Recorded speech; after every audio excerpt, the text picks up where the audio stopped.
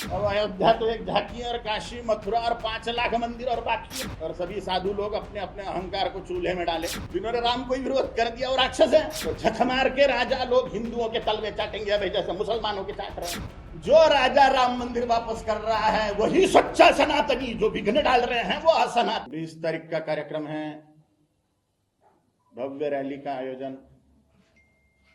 हमारी अस्मिता का केंद्र अयोध्या का राम मंदिर वो हमें वापस मिल गया है। उसकी खुशी में, उसके ही आनंद में ये रैली का आयोजन है। और हम लोग चाहते हैं पूरे भारतवर्ष में दिवाली से भी ज्यादा अद्भुत आनंदमय तरीके से ये उत्सव मनाया जाए। उस प्रकार से हम आह्वान भी कर रहे हैं सभी हिंदुओं से। उसमें का एक चरण के स्वरूप में छत्तीसगढ़ में रायपुर में ये रैली का भी आयोजन है। बहुत आनंद की बात है। अच्छा, शंकराचार्यों ने कार्यक्रम में जाने से इनकार किया है, साधु संत नहीं जा रहे हैं। उन्होंने कहा कि मंदिर निर्माण कार्य पूरा नहीं हुआ, इसके चलते वो लोग नहीं जा रहे हैं। जैसे आप किस रूप में देखते हैं?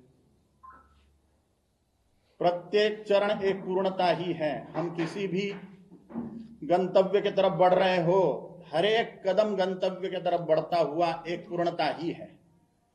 और कदम कदम करते हुए हम गंतव्य तक पहुंच जाएंगे, मंजिल तक के पहुंच जाएंगे। अब एक मंजिल निर्माण होना भी हमारे लिए स्वप्न ही था, आशा ही नहीं थी कि राम मंदिर बनेगा, लेकिन अभी के राजाओं ने बना दिया। यूपी के राजा हो गए या भारत के राजा हो गए, बना दिया उन्होंने। हमारा स्वप्न साकार हो गया, पहली मंजिल भी बन गई है, तो हमारे लिए राम मंदिर बन गया है। पहले तो जगह ही हमारे पास में नहीं थी हिंदुओं के हाथ में, अब ये बहुत बड़ी बात होगी कि जगह भी हाथ में आ गई है और एक मंजिल तो बन भी गई है। तो मैं सभी साधुओं से आह्वान करता हूं कि अपने अपने अहंकार बाजू में रखे, राजा को साथ देवे। पूरे 2-2.5 हजार साल के बाद महाराजा विक्रमादित्य जी के बाद में पूरा चक्रवर्ती सम्राट मिले हैं अपने को पूरे भारतवर्ष पर, जिनका राज्य है और जिनके द्वारा पहला चरण राम मंदिर का प्राप्त होने जा रहा है। अब अयोध्या तो एक झांकी और काशी मथुरा और 5 लाख मंदिर और बाकी है। इसलिए साथ देवे सारे हिंदू लोग और सभी साधु लोग अपने अपने अहंकार को चूल्हे में डाले और साथ देवे जो राजा हिंदुत्व का कार्य कर रहा है उसको। राजनीति कर रहे हैं इस मामले को लेकर? पता नहीं क्या कर रहे, क्या दिमाग में है, काली मां जाने। कांग्रेस ने अयोध्या जाने का जो प्रस्ताव आप या कांग्रेस ने अयोध्या जाने का प्रस्ताव उठाया, निमंत्रण दिया गया था, उसमें भी राजनीति दिख रही है। भूत पिशाच निकट नहीं आवे, राम महावीर जब नाम सुनावे। अच्छी बात है, कैसे आएंगे? जिन्होंने राम को विरोध कर दिया वो राक्षस है। राक्षस कैसे जाएंगे? भगवान के पास में राक्षस जा नहीं सकते, वहां हनुमान जी है, कैसे जाएंगे भूत प्रेत पिशाच? परब्रह्म परमात्मा अखंड है, भगवान को खंडित किया कैसे जा सकता है? हमारा भाव खंडित ना हो, हमारा भाव अखंड रहे। 5 लाख मंदिर फोड़ दिए तो क्या भगवान फूट गए क्या? मुसलमानों ने 5 लाख मंदिर फोड़ दिए हिंदुओं के, तो भगवान फूट थोड़ी गए? शक्ति तो वहीं पे है।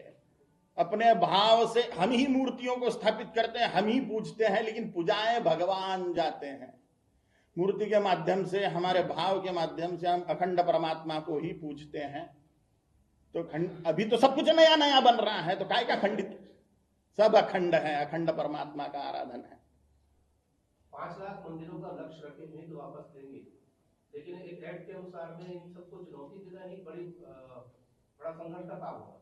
बाहर से कुछ संभव नहीं है भैया, बाहर से कुछ संभव, बाहर माने राजनीति के बाहर से, राजनीति के बाहर से कुछ संभव नहीं है। 370 हटना या राम मंदिर प्राप्त हो जाना या काशी मथुरा का जो मुद्दा है वो उभर के आ जाना, ये राजा हिंदुवादी है करके हो रहा है। सभी हिंदुओं का कर्तव्य है सड़ा हुआ जातीयवाद, वर्णवाद, भाषावाद, प्रांतवाद को तोड़ते हुए संगठित हो जाए और वोटर बैंक बने। तो झक मार के राजा लोग हिंदुओं के तलवे चाटेंगे अभी जैसे मुसलमानों के चाट रहे हैं। मुसलमानों की मांगे पूरी क्यों की जाती है? क्योंकि वो वोटर बैंक है, हिंदू वोटर बैंक नहीं है, कि सड़े हुए जातिवाद में उलझा हुआ है। हिंदुओं को अगर लगता है संपूर्ण गोवंश हत्याबंदी का केंद्रीय कानून चाहिए, 5 लाख मंदिर वापस मिलने चाहिए, लव जेहाद विरोधी कानून चाहिए, लैंड जेहाद विरोधी कानून चाहिए, लोक संख्या नियंत्रण बिल चाहिए, सीए, यूसीसी, एनआरसी वगैरह सब चाहिए, तो राजा कट्टर हिंदुवादी बैठना चाहिए जो हिंदुओं का कल्याण करे।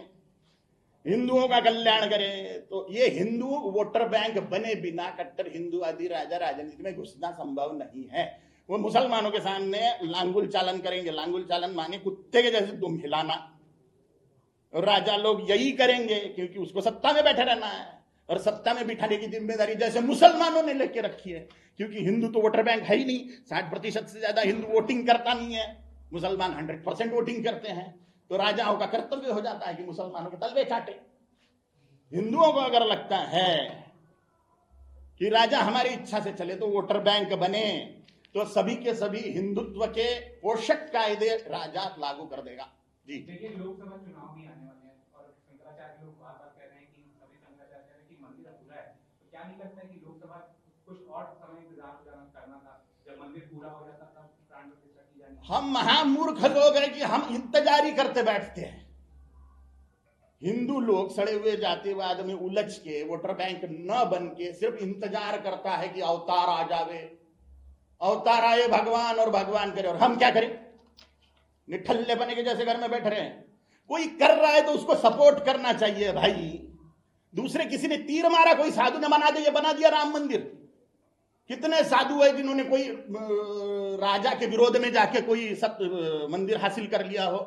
सत्ता के आगे शांति नहीं चलती, राजा के आगे शांति नहीं चलती। इंदिरा गांधी के सामने करपात्री महाराज ने आंदोलन किया था। इंदिरा गांधी ने 5000 साधुओं को मार डाला था संसद भवन के सामने। सत्ता के आगे शांति नहीं चलती, इसलिए हमें कट्टर हिंदूवादी राजा चाहिए हर क्षेत्र में से। 4150 विधायक पूरे भारतवर्ष पर राज्य करते हैं। 545 लोकसभा सांसद, 250 राज्यसभा सांसद, कुल मिला के 4945 लोग हैं जो भारतवर्ष पर राज कर रहे हैं। वो सारे के सारे कट्टर हिंदूवादी चाहिए, और राजा ही हमें मंदिर वापस कर सकता है। एक उदाहरण है राम मंदिर का। 370 राजा ने हटाई, साधु संतों ने नहीं। राम मंदिर राजा ने हाथ में दिया, साधु संतों ने नहीं। संपूर्ण गौवंश हत्याबंदी का केंद्रीय कानून राजा लागू करेगा, कोई साधु संत नहीं। साधु संत धर्म प्रचार प्रसार कर सकते, धर्म रक्षण नहीं कर सकते। राजा धर्म रक्षण करता है, इसलिए राजा का महत्व है। राजा की तलवार धर्म रक्षण करती है। शंकराचार्य कह रहे हैं कि सनातन संस्कृति के उलट हो रहा है, इस वजह से शंकराचार्य राम मंदिर प्राण प्रतिष्ठा में नहीं जा रहे हैं। क्या लगता है कि सनातन परंपरा से उलट काम हो रहा है? जो राजा राम मंदिर वापस कर रहा है वही सच्चा सनातनी, जो विघ्न डाल रहे हैं वो असनातनी। यह हमारा वैयक्तिक मत है, हम राजा के फेवर में हैं। राम मंदिर को लेकर सभी बात कर रहे हैं, राजा ने पूरा किया, लेकिन ये जो पूरे फैसले थे, चाहे वो 370 हो, राम मंदिर का, ये तो कोर्ट के फैसले से हुए। तो राजा का बार बार जिक्र कर रहे हैं, तो राजा का इसमें क्या? राजा के हिसाब से कोर्ट चल रहा है। ये इनका सवाल का जवाब दूं क्या? अभी तक के ये राजा आने के बाद में ही 370 क्यों हटी? ये राजा आने के बाद में ही बॉम्ब विस्फोट क्यों बंद हुए? ये राजा आने के बाद में ही राम मंदिर का फैसला क्यों आया? अभी तक के 1760 राजा है, क्यों नहीं आया भाई? यथा राजा तथा प्रजा। राजा अगर धर्मनिष्ठ है तो प्रजा झक मार के धर्मनिष्ठ हो जाएगी। यू नो, झक मारना, मन मारना। झक मार के प्रजा भी धर्मनिष्ठ हो जाएगी, क्योंकि राजा धर्मनिष्ठ है। राजा जिस मानसिक स्थिति को फॉलो करता है, प्रजा अपने आप ही वैसी बन जाती है। राजा अगर चरित्रवान निष्ठावान है धर्म के लिए, तो प्रजा अपने आप हो जाएगी। इसीलिए इस राजा को सम्मान है।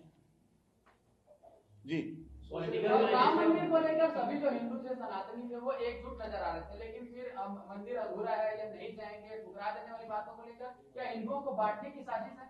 हो सकता है अपने अपने अहंकार सीधे करने की कोशिश हो, अपने अहंकार पे चोट बैठ गई हो।